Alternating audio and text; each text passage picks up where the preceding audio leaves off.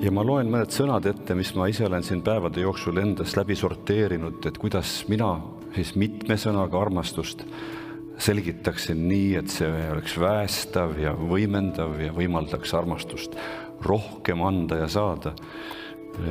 Esimesena ma ütlen lahkus, millel on siis omad nurgad nagu hea soovlikkus, hea tahtlikkus. Siis ma panin 3 väga sarnast sõna, milleks on hoolivus, hoolimine ja hoolitsemine. Nagu sa näed, armastus on tegu. Kui mina hoolin, hoolitsen, siis ma ju teen seda.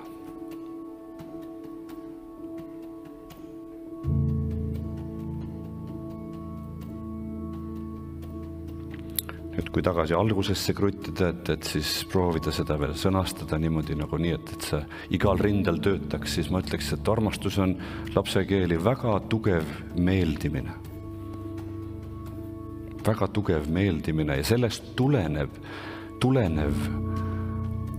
heakskiit ja imetlus ja vaimustus. Ja kui ma lähen selle ema ja väikelapse juurde tagasi, siis võiks öelda, armastus on ahvi vaimustus. Mul vanasti nii öeldi vähemalt. Mulle küll meeldib olla ahvi vaimustuses.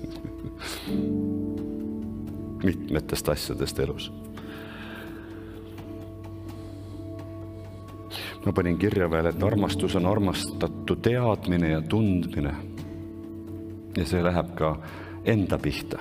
Kui mina ennast armastan ja olen enda armastatu, siis mina tean ja tunnen ennast.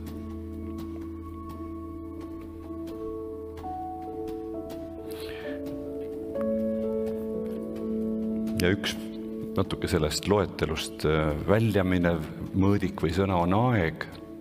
Mu meelest armastus on koos oldud aeg. On ta siis kahekesi või mitmekesi, vahel ka üksinda. Loodusega koos oldud aeg või iseendaga koos oldud aeg või muusikaga koos oldud aeg. Ja armastus on toetus ja abi.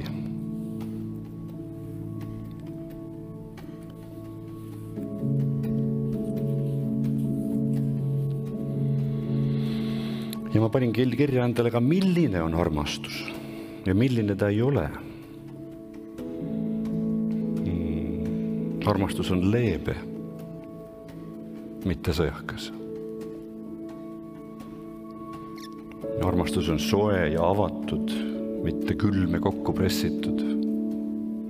Ja seda võiks mõelda nii südame kui meele koha pealt, eks ole. Soe ja avatud.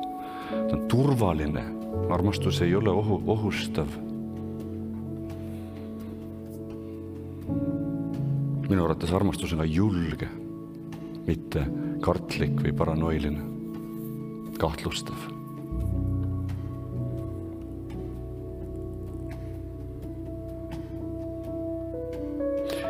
Armastus on selle väljendamine, väljendav, mitte tagasihoidev.